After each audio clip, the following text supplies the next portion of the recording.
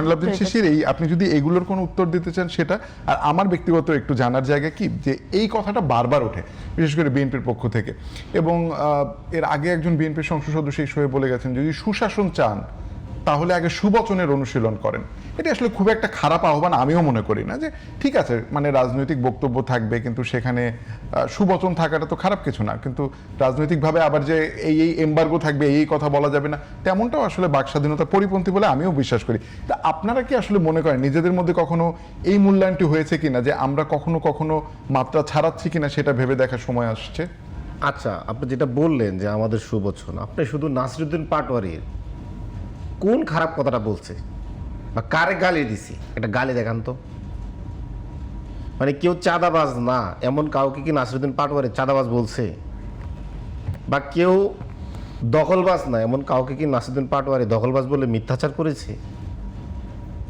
তাহলে দেখান না যে নাসিরউদ্দিন পাটোয়ারি এই গালিটা মিথ্যা দিছে বা এই গালিটা দিছে।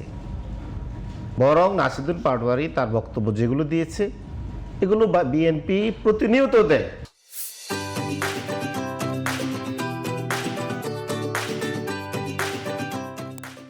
বিএনপি নাসিরউদ্দিন পাটোয়ারির যেভাবে গালিগালাজ করে, ডারবি নাসির বলে, নাসিরের মা তুলে বোন তুলে গালিগালাজ করে, এইগুলো তো নাসির কখনো কানই নেয় না। নাসির কিন্তু এত গালিগালাজ করে, নাসির কিছু বলে?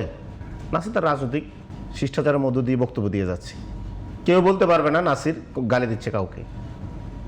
বরং যে এলাকায় যায় নাসির, ওই এলাকার কারা বালু দখল করে, মানে বালু মাঠ দখল করে, তারপর হচ্ছে দোকানপাট দখল করে, দোকানপাটে চাঁদাবাজি করে, তাদের নামগুলো সে প্রকাশ করে দিচ্ছে। এখন এতেই হাতে ঘা লেগে যাচ্ছে। তারপরে ওনারা বললেন যে সুবচনা আমাদের খুব দরকার।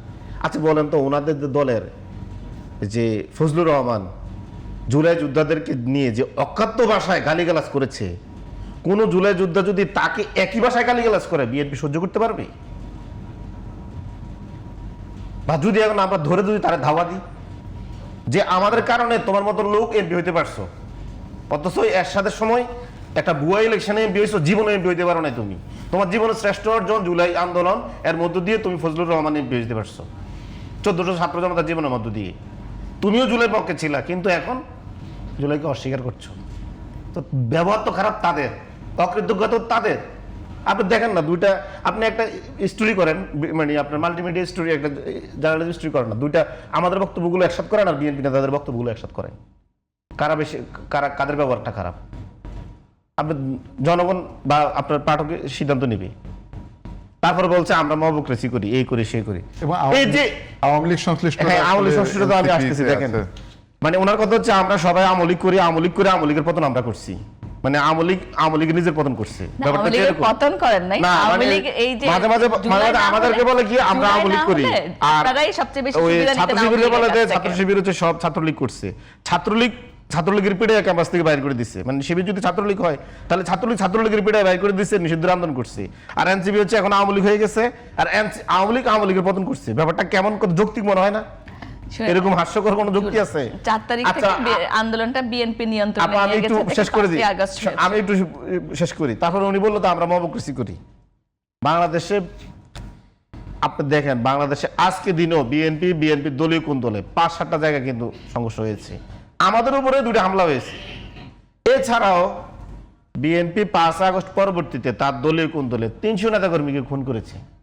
আচ্ছা এখন বলেন, ওই 300 নেতাকর্মীদের খুন হয়েছে, ওই জায়গায় কার মুখের ভাষাটা খারাপ ছিল? মুখের ভাষা খারাপের জন্য যদি আপনারা বলেন সংঘর্ষ বাঁধে, তাহলে আপনাদের দলীয় কোন দলে যে 300 নেতাকর্মী খুন হয়েছে, তাহলে ওই জায়গায় মুখের ভাষা খারাপের জন্য কি নেতাকর্মীদের খুন করছেন? ওই জায়গায় কারটা খারাপ ছিল? এগুলো আর মানুষের বলেন না ভাষার জন্য, আপনারা বরং আপনারা এটা স্বীকার করেন আপনাদের দলটাই হচ্ছে এরকম। আওয়ামী লীগ থাকার কারণে মানুষ আপনাদের চেহারাটা দেখতে পারে নাই। আপনারা যখন 2001 থেকে 6, 91 থেকে 96 আপনারা কেমন সন্ত্রাস কায়েম করছেন মানুষ জানে। এবং আপনাদের বর্তমান যে চরিত্র, এটাই আসল চরিত্র। আওয়ামী লীগ থেকে আপনারা 19, কখনো আপনারা মানে 19-20 বেশি কিছু না। বিএনপি 19, আওয়ামী লীগ 20, ঠিক এরকমই। এবং দেখেন চলে আসছে কিন্তু 6 মাসের মধ্যে লাইনে চলে আসছে, ঠিক আওয়ামী লীগের লাইনে।